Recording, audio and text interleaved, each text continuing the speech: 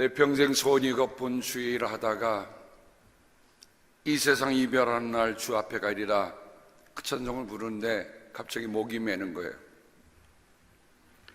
정말 나는 그 찬송대로 내 평생 소원 이것뿐 내 평생 소원이 다른 것도 있고요, 이것도 있고요, 저것도 이게 아니라 이것뿐. 그 이것뿐이란 말은 뭡니까? 하나밖에 없다. 주의 일을 하다가 주의 곁으로 가는 것, 주의 일을 하다가 주의 곁으로 가는 것, 이것이 우리의 입술만의 찬양이 아니라 우리의 삶의 전 고백적인 찬양이 되기를 바랍니다. 하나님께서 솔로몬에게 지혜와 총명과 넓은 마음을 바닷가의 모래알처럼 한없이 많이 주시니, 하나님 좀 너무하지 않으셨습니까? 왜 솔로몬에게만 이렇게 특별한 총의를 하셨습니까? 지혜와 총명뿐만 아니라 넓은 마음 주셨다. 얼마만큼요? 바닷가의 모래알처럼 한없이 많이 주시니 솔로몬의 지혜는 동양의 어느 누구보다, 또 이집트의 어느 누구보다도 더 뛰어났다. 그는 3,000가지 잠언을 말하였고 1,005편의 노래를 지었고, 이거 대단한 거 아닙니까? 그래서 우리가 오늘 읽은 말씀이 잠언인데, 잠언의 올해 첫 구절은 솔로몬의 잠언들이라고 되어 있습니다. 그 잠언 15장 읽으면서 그 타이틀이, 서번역 성경의 타이틀이 하나님께서 보고 계신다. 악한 사람의 제사는 주님께서 역겨워하시지만 정직한 사람의 기도는 주님께서 기뻐하신다. 아무리 예배를 드려도 하나님 받지 않는 예배가 있고요, 하나님께서 기뻐하시는 기도가 따로 있어요. 차이가 뭡니까? 악한 사람, 정직한 사람, 뭐가 문제입니까? 사람이 문제예요. 악한 사람의 길은 주님께서 싫어하지만 정의를 따르는 사람은 주님께서 사랑하신다. 뭐가 문제입니까? 역시 사람의 문제입니다. 옳은 길을 저버리는 사람은 엄한 징계를 받고 책망을 싫어하는 사람은 죽임을 당할 것이다. 죽음과 파멸도 주님 앞에서 드러나거늘 사람의 마음이야 더욱 그러하지 않겠는가? 슬기로운 사람이 걷는 생명의 길은 위쪽으로 나 있어서 아래로 난 수월 길로 벗어난다. 수월의 길을 벗어난다. 결국 우리가 지혜롭게 산다고 하는 것이 뭐에 관련되어 있습니까? 우리의 영원한 생명과 관계가 있는 거예요.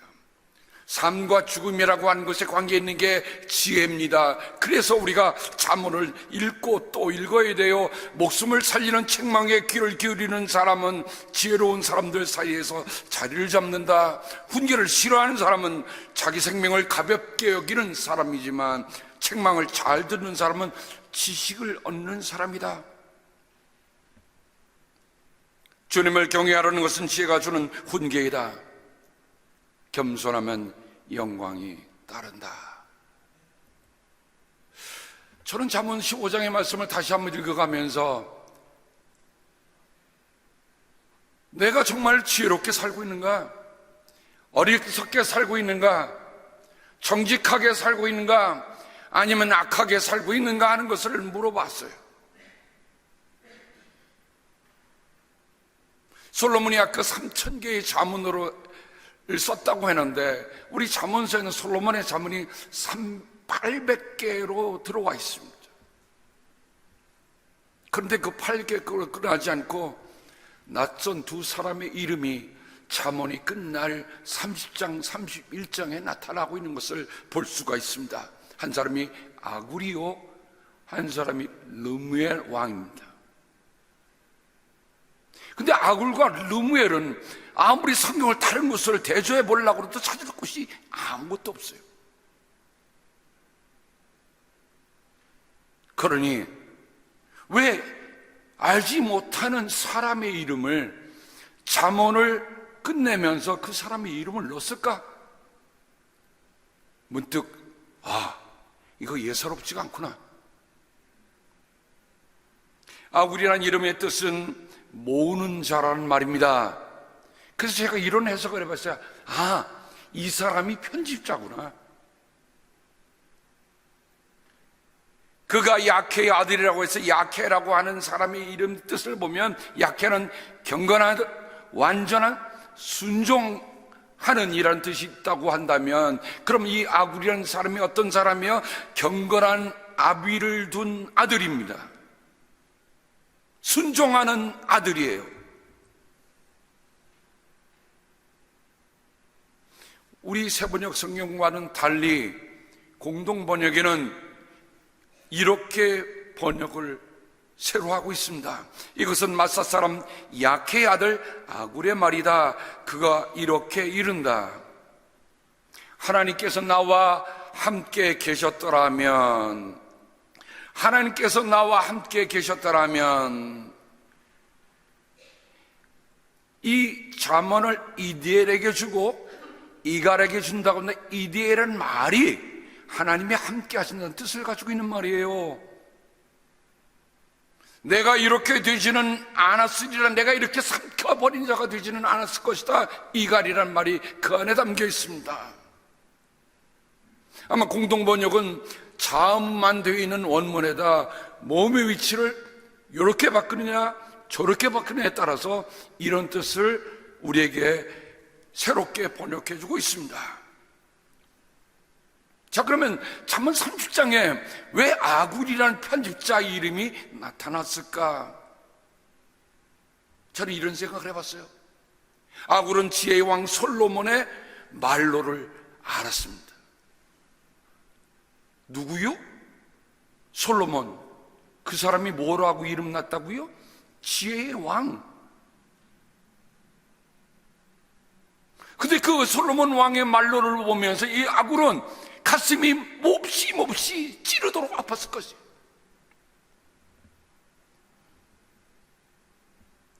아굴은 솔로몬의 잠언들과 솔로몬의 인생 행로를 보면서 이렇게 말하고 있는 것입니다. 그의 말은 따르되 그의 행실은 따르지 말아라. 왜? 그 말은 누가 주신 거예요? 하나님이 주신 거예요. 사는 거는요? 하나님 뜻을 따라 살았습니까?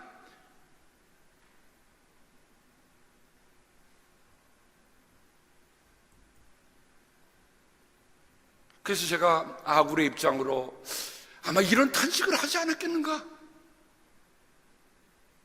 헛되구나. 지혜의 왕이라 불리던 솔로몬이 하나님께 지혜를 구하던 그 초심을 잃어버리니 짐승보다 못하게 되더이다. 교만을 패망의 앞잡이라고 말하던 그가 그 길에 들어서니 살아있는 권력이 자신의 영혼을 파먹는 썩은 구더기가 되더이다. 하나님을 경외하는 것이 지혜와 지식의 근본이나 했거늘 거듭 경고하셔도 말씀을 듣지 않더니 그 평생 괴롭히는 적이 따르더이다. 이집트에서 수입한 병고와 곤마, 외국 여자 700후궁과 300첩을 육체의 욕망과 눈의 욕망과 세상 살림살이에 대한 자랑으로 했으니 지혜의 왕이라는 게 부질없고 부끄럽구나. 제가 말씀을 묵상하면서 아굴의 입장으로 한번 그런 탄식이 우러나오는 것을 느낄 수 있었어요. 열왕기상 11장 9절에 보면 이와 같이 솔로몬의 마음이 주 이스라엘의 하나님을 떠났으므로 주님께서 솔로몬에게 진노하셨다. 결국 솔로몬의 마음이 하나님을 떠나니 이스라엘 왕국이 남북으로 분열되는 단초가 되고 만 것입니다. 나라를 분열시키고 나라를 갈라놓은 게 누구라고요? 지혜가 없다고 하는 왕이었어요. 그게 부족한 것이 뭐 있었겠습니까? 아버지가 물려준 땅, 아버지가 성전지라고 다 짐을 다 모아줬고 든든한 나라를 다 만들어줘서 금수저를 입에 물고 태어난 솔로몬 아닙니까? 근데 그게 뭘 합니까? 그러므로 아굴의 기도는 우리가 단순하게 따라할 그저 좋은 내용의 기도가 아니에요. 뼈 아픈 역사의 회고를 담은 기도다. 저는 말씀을 다시 한번 읽으면서 그 편집자 아굴의 마음을 읽기 시작했습니다. 여기 보세요. 그래서 아굴은 이렇게 얘기합니다. 자기를 가리켜 참으로 나는 사람이라기보다는 우둔한 짐승이며. 여러분, 누가 자기 자신을 가리켜 짐승이라 할 만한 사람이 어디 있어요? 다 자기 잘났다고 그러지. 근데 아굴은 나는 우둔한 짐승입니다. 그렇게 솔로몬의 잠언을 800개나 골라서 3000개에서 800개나 고를 정도로 그에게 지혜가 많은 사람임에도 불구하고 그런 자신을 가리켜 뭐라고 합니까? 나에게는 사람의 총명이 없다. 나는 지혜를 배우지도 못하였고 지극히 거룩하신 분을 아는 지식도 깨우치지 못하였다. 제가 우둔한 짐승이라고 하는 표현을 보면서 여러분, 하나님의 우리가 소위 말하는 위대한 믿음의 사람들의 삶 속에 보면 결코 자신을 잘났다고 얘기하지 않습니다. 창세기 18장 19절에 보면 하나님이 아브라함을 선택하신 이유에 대해서 제가 몇 번이고 말씀드린 이유가 있어요. 오늘 우리 우장문 장로님 기도 중에 예수님께서 마태복음 28장에 오늘 선교주일인데 선교주일이라고 하는 건 뭡니까? 너희는 가서 모든 민족으로 내 제자를 삼아 아들과 아버지와 성령의 이름으로 세를 주고 내가 너에게 분부한 모든 것을 가르쳐 지키게 하라. 가르쳐 지키게 하라. 가르쳐 지키게 하라. 여러분, 말씀을 듣는 것으로 끝나면 안 돼요. 가르치는 것도 끝나면 안 돼요. 어떻게 해요? 지키며 살아야 됩니다. 그런데 창세기 18장에 보면 내가 아브라함을 선택한 것은 그가 자식들과 자손을 잘 가르쳐서 나에게 순종하게 하고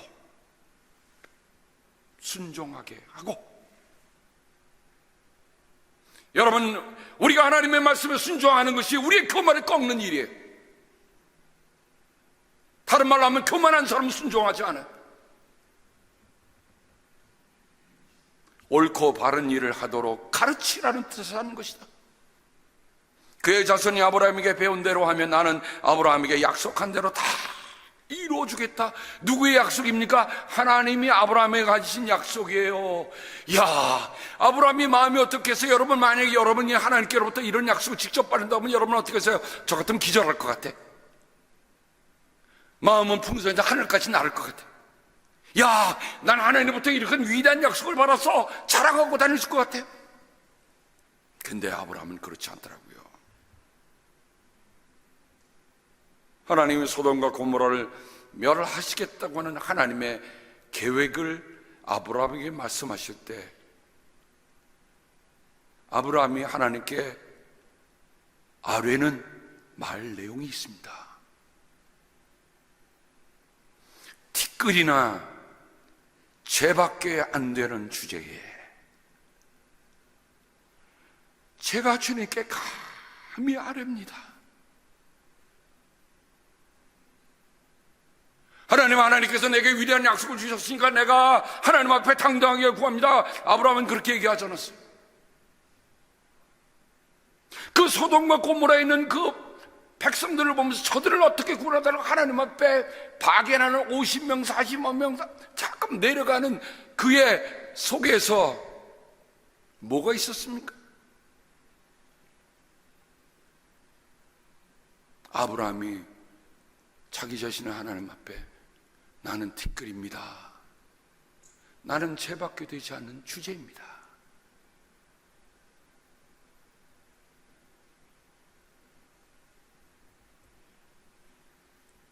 그래서 저는 아브라함이 왜 믿음의 역사를 새롭게 시작하기는 썼는지를 그의 내용을 통해서 알게 됩니다. 아브라함이 나는 티끌이요, 나는 죄입니다. 여러분, 신약 성경에 가면 이 사람이 없으면 신약 성경에 없다 할 분이 누구죠? 바울입니다. 편지 27개 중에 13편에 바울이 썼잖아요. 근데 그 바울이 자기 자신을 고백하는 내용을 우리가 한번 들어보십시다. 그가 고린도 교회에 보낸 편지에 보면 고린도 교회는 정말 머리 아픈 교회였어요. 바울이 1년 반 동안 혼신을 다해서 교회를 세웠던 것이 고린도 교회 아닙니까? 그러니까 바울이 그 정도면 고린도 교회에 당당하게 무슨 말을 할 수 있을 것 같은데, 바울이 이 모두가 다릅니다. 무슨 모두가 합니까? 그런데 맨 나중에 다리 차지 못하여 난 자와 같은 나에게도 나타나셨습니다. 그 말은 뭐예요? 나는 미숙아로 태어났습니다. 나는 7삭둥이 8삭둥입니다 하는 거예요. 자기가 태어날 때 7삭둥이 8삭둥이로 태어난 게 아니라 자기 자신을 가르쳐 내가 나 자신을 보니까 하나님 앞에 이렇게 내가 미숙아로 태어났습니다. 여러분, 믿음의 위대한 거장이 이렇게 얘기한다는 것 우리 그냥 지나치면 안 돼요. 그가 믿음의 아들 디모데가 보낸 편지에도 보면 그리스도 예수께서 죄인을 구원하시려고 이 세상에 오셨다고 하는 이 말씀은 믿음직하고 모든 사람이 받아들일 만한 말씀입니다. 예수님께서 누구를 위해 오셨어요? 죄인을 위해 오셨잖아요. 죄인을 위해서 오셨는데 바울은 뭐라고 합니까? 나는 죄인의 괴수입니다. 난 죄인 중에 죄인입니다. 그 말은 뭐예요? 나는 그분의 없이는 내가 없습니다. 나는 그분의 십자가와 그분의 부활의 공로로 오늘 내가 있습니다. 고백하는 거예요.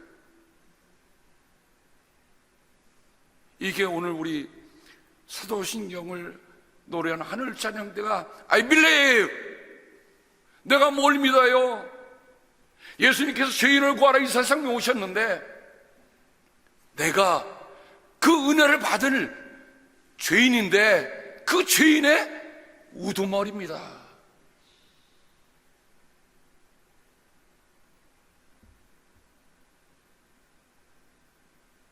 아굴이 나는 우등한 짐승과 같습니다 했던 그 고백이 사실은 아브라함에서도 볼 수 있고 바울에게서도 볼 수 있습니다. 그러면서 아굴은 크게 두 가지를 기도합니다. 첫째 기도입니다. 허위와 거짓말을 저에게서 멀리하여 주시고, 허위와 거짓말을 저에게서 멀리하여 주시고.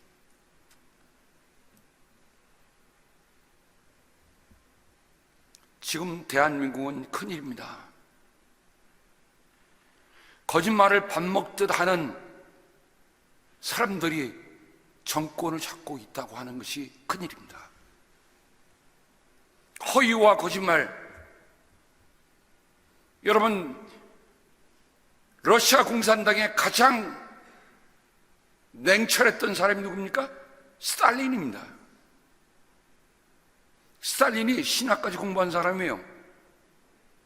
그러니 기독교가 얼마나 자기들에게 위험한 것이라는 것을 아는 사람이어서 그가 함께 했던 미국 대통령도 속여서 넘어간 속임수의 천재가 스탈린입니다. 여러분, 공산주의와 사회주의가 갖고 있는 가장 특성이 뭘까? 허위와 거짓말입니다. 성경에 보면 호세아에서만 내 눈이 헛된 것을 보지 않게 해달라고 기도합니다. 그래서 주님의 길을 활기차게 걷게 해달라고 합니다. 사람이 허위를 보기 시작하면, 헛된 것을 보기 시작하면 입에서는 저절로 거짓말이 나옵니다. 그래서 호세 10장 1로 넘어가면 그들의 마음이 거짓으로 가득 차 있으니 이제는 그들이 죄값을 받는다. 그들은 빈 약속이나 일삼고 거짓 맹세를 하며 쓸모없는 언약이라 맺는다. 그러므로 바리랑에 도달한 독초처럼 불의가 퍼진다.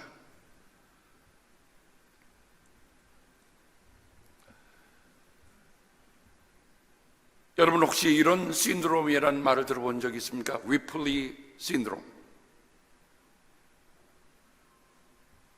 1955년에 패트리샤 하이스미스라고 하는 작가가 30여 년간 쓴 5부작 연장소설의 제1권이, 여러분이 아마 그 영화를 보신 분이 계실 겁니다. 태양은 가득히, 알롱달롱인지 그 사람이 주연해갖고 하는데, 그 영화를 보신 분은 그 영화의 원작이 바로 여기구나 아시겠어요? 그 알롱달롱이 뭐로 나옵니까? 또 이러다간 또 저 수당할 것 같으니 지우세요. 알롱달롱은 그 사람이 호텔 보이고 운전기사 하면서 근근히 살아가는데 어느 날 갑자기 갑부로부터 제안을 받습니다. 이탈리아에서 있는 자기 아들을 데려다 주면 $5,000 주겠다. 그때 여러분 1955년에 $5,000 하면 지금 하면 $50만 정도 될 그런 값일 거라고 생각이 됩니다만, 그러니까 이 사람이 그 아들을 데리러 갔다가 결국은 그 아들을 하고 무슨 신기가 벌어서 요트를 타고 왔다 아들을 죽여요. 그리고 자기가 그 아들 행세를 하고 다닙니다. 그러니 어떻게 합니까? 그때부터 다 거짓말이지 뭐. 거기에서 나온 말이 위플리 신드롬입니다. 자신의 현실을 부정하면서 실제로는 존재하지 않는 허구의 세계를 진실함 믿고 상습적으로 거짓된 말과 행동을 반복하는 반사회적 인격 장애를 가리키는 우리 김 장로님의 전문 용어입니다. 위플리 신드롬. 이게 들어오면 자기애가 손상이 되고 열등감이 생기고, 여기 끝나는 게 아니라 과도한 성취욕에 사로잡혀 있어요. 실제로 그렇게 할 수 없는 건데 그렇게 할 수 있다고 하는 성취욕에 사로잡혀서 그런 말도 안 되는 환상에 사로잡혀 있고, 병약적으로 얘기하면 거짓말을 하는 겁니다. 다른 말로 하면 정신질환입니다.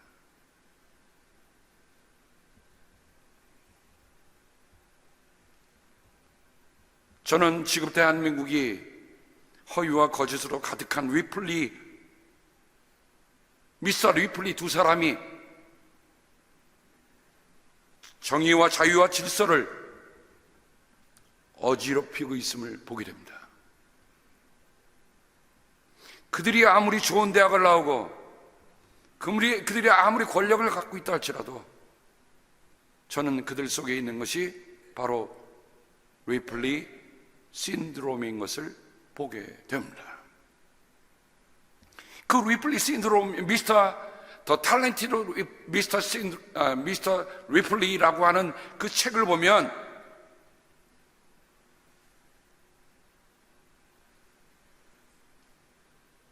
그 책을 읽은 한 유명한 작가와 평론가가 이런 글을 냈습니다. 그래요, 그 아들을 죽여서 했는데 마지막에는 그 요트 끝에 스크루에 시체가 걸림으로 그가 끝나는 거로서 영화는 끝납니다.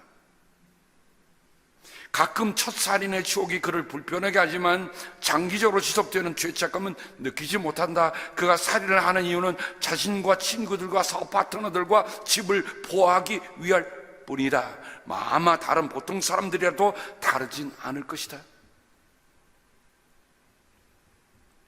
나라를 위해서 하고 있습니까?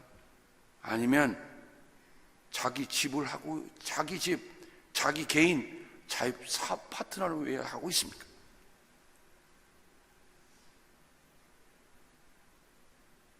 상식적으로 안 되는 일이 대한민국에서 일어나고 있습니다. 허위와 거짓말을 나에게 멀리 해달라고 하는 기도는 사실 지금 대한민국이 가장 드려야 할 기도의 하나입니다. 그래서 주님은 우리에게 기도를 이렇게 가르쳐 주셨어요. 우리를 시험에 들게 하지 마시고 다만 악에서 구하옵소서.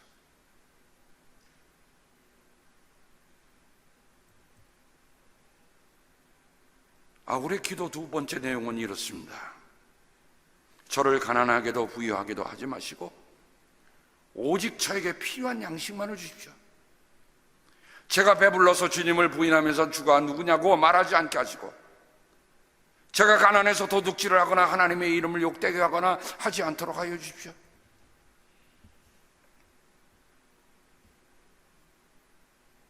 이스라엘 백성들이 에집트에서 나올 때 일입니다. 광야를 지는데 하나님께서 만나를 주셨어요. 그 만나가 뭡니까? 40년 동안의 일용할 양식이었어요. 그것을 왜 주셨습니까? 신명기 8장 3절에 주님께서 당신들을 낮추시고 굶기시다가 당신들을 알지 못하고 당신들의 조상도 알지 못하는 만나를 먹여주시는데, 이것은 사람이 먹는 것만으로 사는 것이 아니라 주님의 입에서 나오는 모든 말씀으로 산다는 것을 당신들에게 알려주시는 것이었습니다. 그러니 아굴이 기도한 일용할 양식이라고 하는 것은요, 역사로 올라가면 출애굽의 역사를 우리에게 기억나게 하는 겁니다. 그들이 뭐로 살았다고요? 일용할 양식, 하늘에서 내리신 만나로 살았어요. 근데 만나를 산다는 것을 육체의 욕구를 만족시키는 거로 얘기하지 않습니다. 뭐라고 얘기해요? 사람이 먹는 것으로만 사는 것이 아니라 하나님의 입에서 나오는 모든 말씀으로 살아야 한다는 것을 알려주시는 것이다. 그러니 여러분, 필요한 양식을 꼭 밥 이것만 생각하지 마세요. 고기 이것만 생각하지 마세요. 내가 영적으로 하나님의 말씀이 들어가지 아니하면 나는 뭐가 돼요? 도둑질할 수 있어요.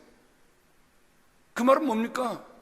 네, 하나님의 말씀이 없으면 사람의 윤리도 깨지고 도덕도 깨지고 다 깨지는 거예요. 심지어는 어떻게까지 합니까? 하나님의 이름을 욕되게 하는 지경까지 이르게 됩니다.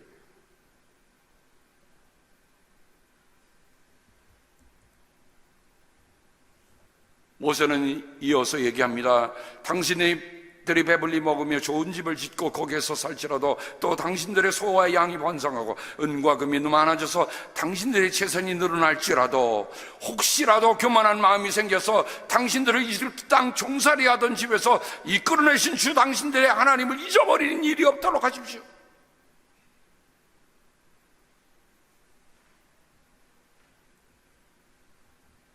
잘 살아도 우리 삶의 모든 것이 다 갖춰질지라도 하나님, 저에게 필요한 양식을 주옵소서. 그렇게 겸손하게 기도해야 돼요. 그게 있지 않은 일이에요.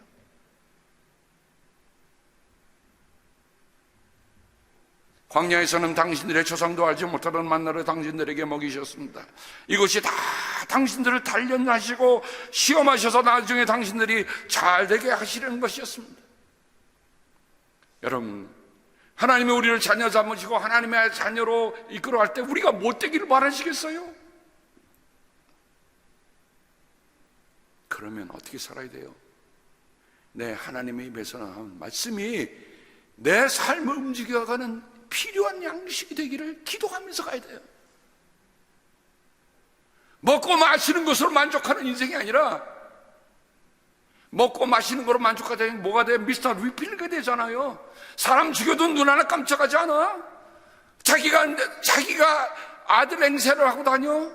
카드도 있는 대로 다 긁어.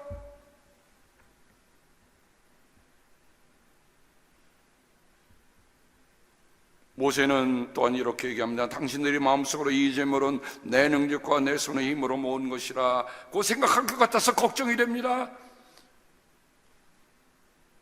그러나 주 당신들의 하나님이 당신들의 조상의 맹세신 그 언약을 이루시려고 오늘 이렇게 제사를 모으도록 당신들에게 힘을 주셨음을 당신들은 기억해야 합니다. 사랑하는 성도 여러분, 오늘 여러분이 잘 살고 있다고 한다면 내 능력과 내 자선으로 내 재능으로 했다고 생각하지 마십시다. 하나님이 힘 주셔서 오늘 내가 있습니다. 아멘.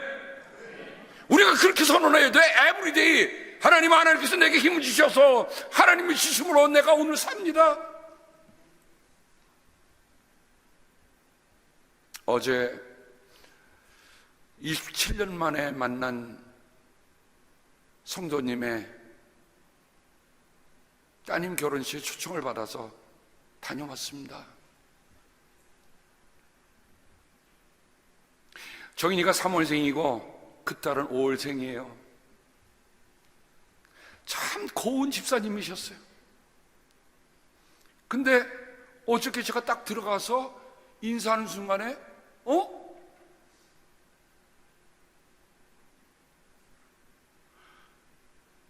제가 올해 우리 의사 선생님들에게 오래 같이 성인으로 타다 보니까 제가 얼굴만 봐도 저건 무슨 생각이 딱 나와요.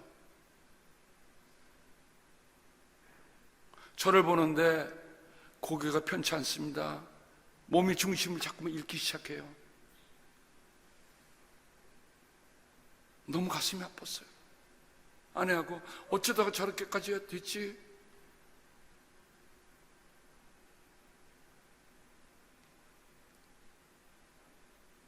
제가 병명은 뭐라고 얘기하지 않겠습니다. 정말 곱고 이쁘고 정말 착한 집사님이셨어요. 근데 제 동료 목사님의 결혼식에 갔다가 그 집사님 저를 보고 목사님 꼭 우리 딸의 결혼식에도 오세요. 그래서 제가 27년 만에 간 거예요. 하나님, 가장 좋은 날에 저 엄마가 다른 의대를 나와서 의사가 되고 있습니다. 사위대 의사래요. 참 둘이 너무너무 아름다운 결혼식인데 그 집사님을 보는 순간에 너무너무 가슴이 아픈 거예요. 제가 옆에 있는 그 의사인 집사님 한 분에게 여쭤봤어요. 집사님, 저 고칠 수 없어요?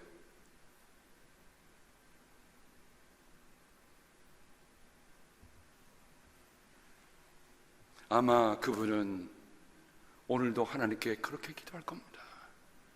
하나님, 내 사랑하는 하나밖에 없는 딸을 시집을 보내는데 하나님, 그들이 정말 그리스도 안에서 잘 훌륭한 가정을 이루게 하시고 주님, 나도 기억해 주세요.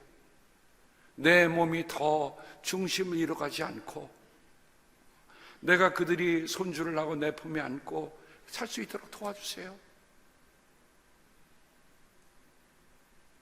그에게 필요한 것은 지금은 재산이 아닙니다. 오늘도 필요한 양식을 구하며 과하거나 부족하지 않은 거룩한 하루살이의 기도를 우리는 드려야 할 것입니다. 이 세상도 사라지고 이 세상의 욕망도 사라지지만 하나님의 뜻을 행하는 사람은 영원히 남습니다. 저는 아굴의 기도를 통해 순례 인생길에 기도가 뭔가 하는 것을 제가 나름대로 이렇게 요약을 하면서 오늘 말씀을 맺고자 합니다. 기도는 우리의 삶의 부분이나 부수적인 것이 아니에요. 본질과 필수적인 것입니다. 아파야만 기도하는 거 아니잖아요. 어려우면 기도하는 거 아니잖아요. 우리가 건강하거나 약하거나 결혼식 서약할 때 그 서약을 우리의 기도에 한번 적용해 보세요. 내가 가난해도 기도하고 내가 부자가 돼도 기도하겠습니다. 기도는 주문과 주술이 아닙니다. 그 기도 그렇게 읽고 있으면 된대. 기도 그런 거 아니에요. 기도에는 하나님의 언약이 담겨 있고, 기도는 역동적인 거예요. 기도는 성공과 성취를 위한 것이 아닙니다. 기도는 과정과 성숙을 위한 것이에요. 나의 뜻을 관찰하려고 하는 것이 아니라 하나님의 뜻이 나에게 이루어지기를, 저는 아울의 기도 속에서 이런 기도 찾아보게 되었습니다. 3주간 우리 성도님 곁을 떠나 있습니다. 저를 위해서 기도해 주셔서 그곳에 가서도 하나님 말씀 전할 때, 하나님, 정말 내가 언제나 이 설교가 마지막이란 마음으로 설교를 한 것처럼 한국에서도 그렇게 말씀 전할 수 있게 하시고, 또 여러분이 모은 그 선교비를 전화하고, 제가 오늘 저녁에 다 선교비 보고를 받으면 이제 몽골에 선교비를 다 보낼 것입니다. 우리 한 해 한 번 정말 1달러 기적, 그렇군요. 하나님, 1달러가 이렇게 우리가 하나님이 생명을 살리는 일에 우리가 함께 할 수 있다는 것에 감사합니다 하면서 할 수 있는 우리들 모두가 되기를 주님의 이름으로 축복합니다. 하나님 아버지, 감사합니다. 사랑하는 성도들과 함께 3주간 떠나 있지만 하나님 늘 기도합니다. 또 우리 가운데 연약한 이들 하나님 위하여 기도합니다. 어떤 일이 있을지 아무도 모릅니다. 하지만 주님께서 정말 꼭 지켜주시기를 기도합니다.